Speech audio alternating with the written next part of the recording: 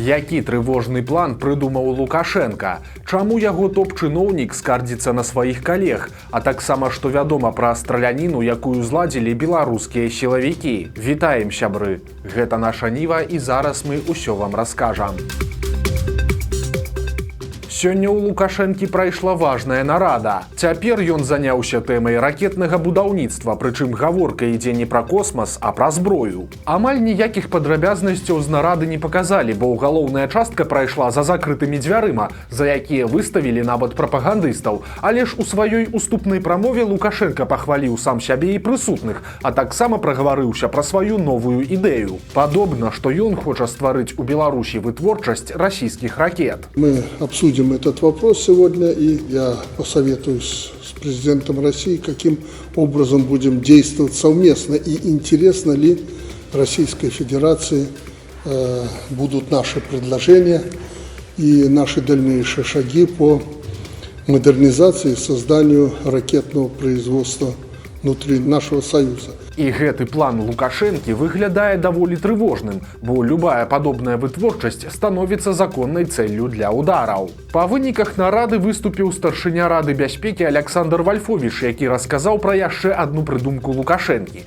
Цяпер той хоча паставіць на беларускія паланэзы ядзерныя боегалоўкі, але тут ёсць адзін нюанс. Гэта значыць, што ў беларускіх вайскоўцаў з'явіцца кантроль над гэтымі ракетамі. А гэта ўжо парушэнне міжнародных дамоўленасцяў. Раней пра размяшчэнне ў Беларусі расійскай ядзернай зброі гучала некалькі цалкам супрацьлеглых паведамленняў. У Крамлі казалі, што зброя на тэрыторыі Беларусі будзе толькі складзіравацца, а поўны кантроль над ёй будзе захоўвацца выключна за расійскім кіраўніцтвам.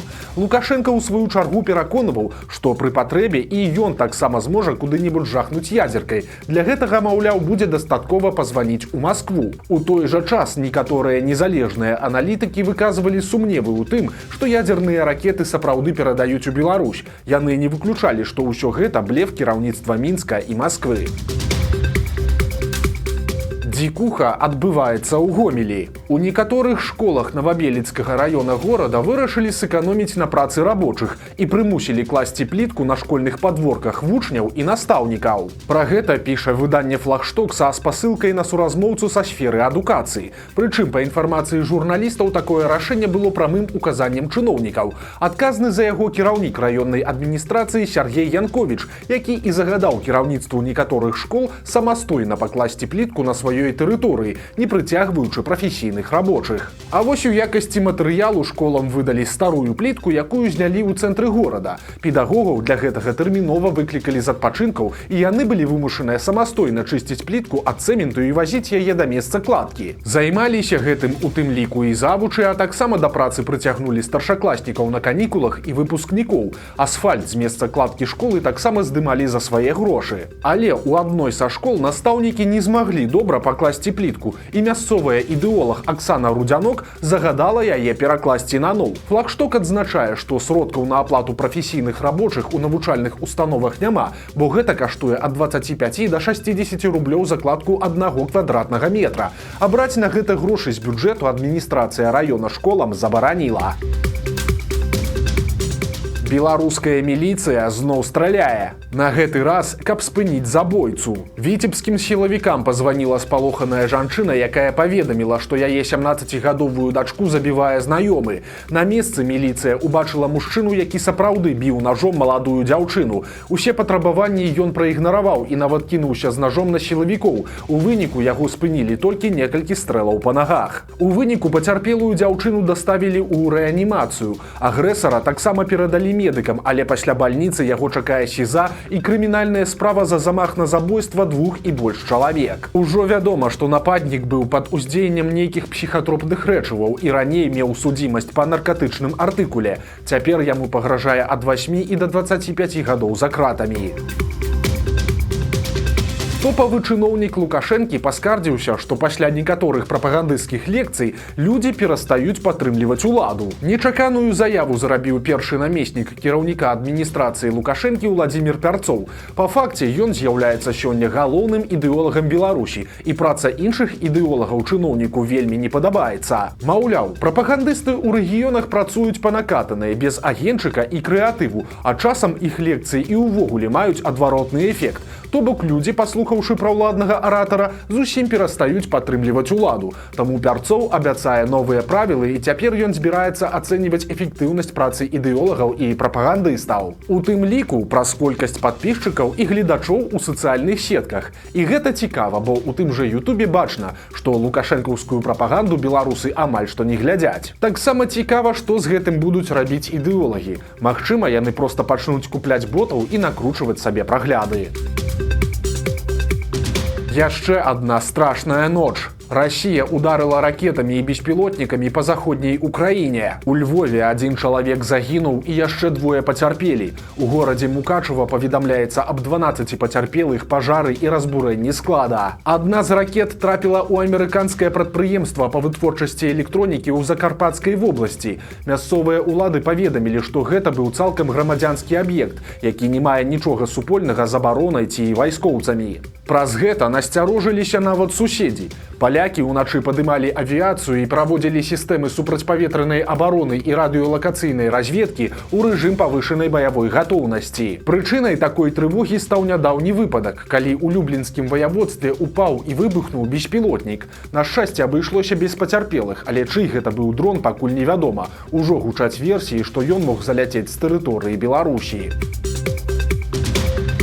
Нечаканае прызнанне генерала Лукашэнкі. Камандуючы военно-паветранымі сіламі і войскамі супрацьпаветранай абароны Беларусі Андрэй Лук'яновіч афіцыйна прызнаў трывожную праблему. Ён паведаміў, што за 25 год зафіксавана больш за 800 парушэнняў правілаў выкарыстання паветранай прасторы Беларусі, у тым ліку больш за 300 парушэнняў дзяржаўнай мяжы. У перакладзе на чалавечую мову гэта значыць, што з пачатку года у Беларусь заляталі больш за 300 беспілотнікаў. Генерал гэтага не хавае, і вось яго цытата. У асноўным гэта беспілотныя лятальныя апараты, якія парушаюць мяжу, на жаль, на паўднёвых рубяжах, таму што там абстаноўка няпростая. Канец цытаты. Але ж высокапастаўлены сілавік вырашыў прамаўчаць пра адзін важны момант. Абсалютная большасць гэтых беспілотнікаў расійскія.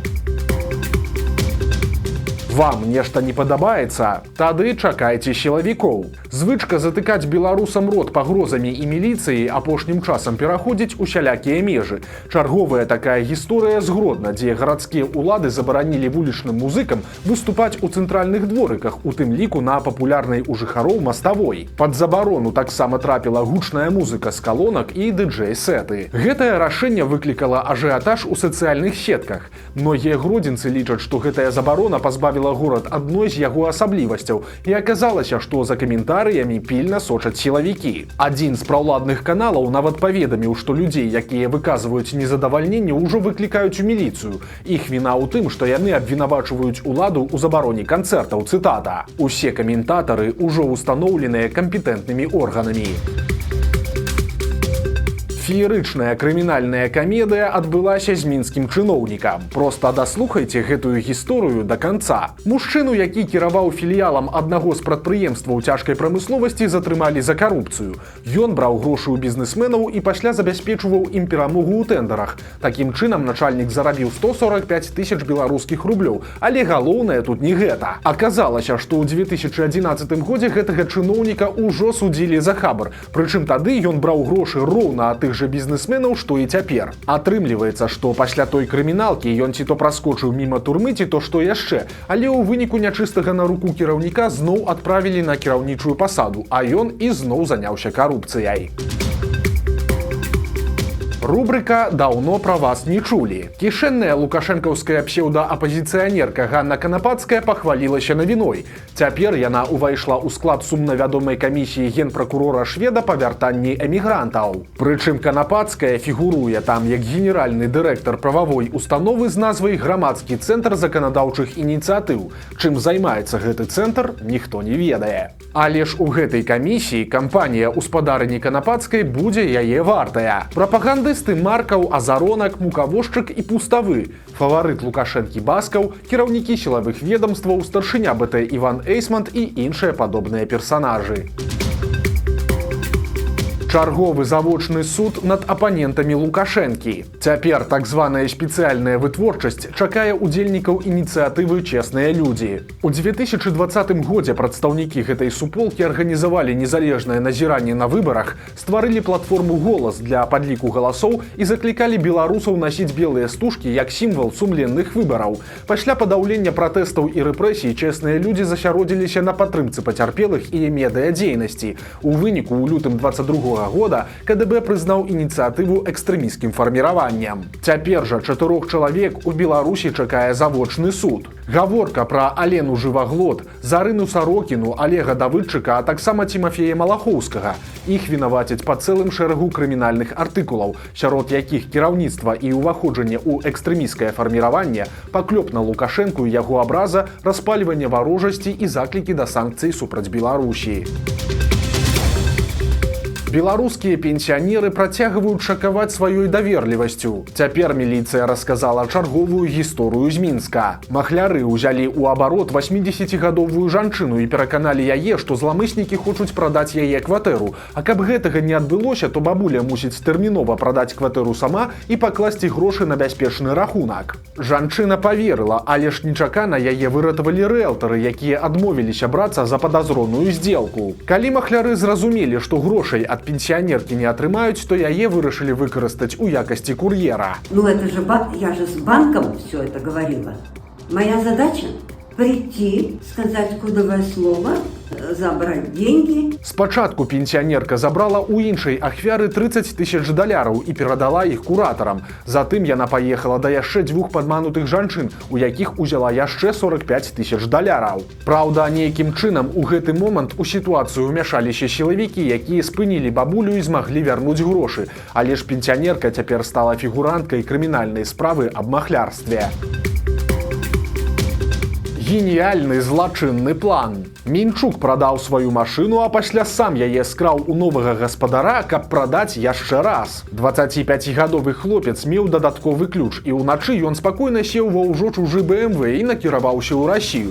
Там Мінчук перадаў машыну знаёмаму, каб той выставіў аўто на продаж. Але ж у выніку двойчы зарабіць не атрымалася, бо адразу па вяртанні ў Беларусь хітрага хлопца затрымала міліцыя. Цяпер маладога чалавека чакае крыміналка за крадзеж у асабліва буйным памеры, суд і ад 3 до 12 гадоў калоніі.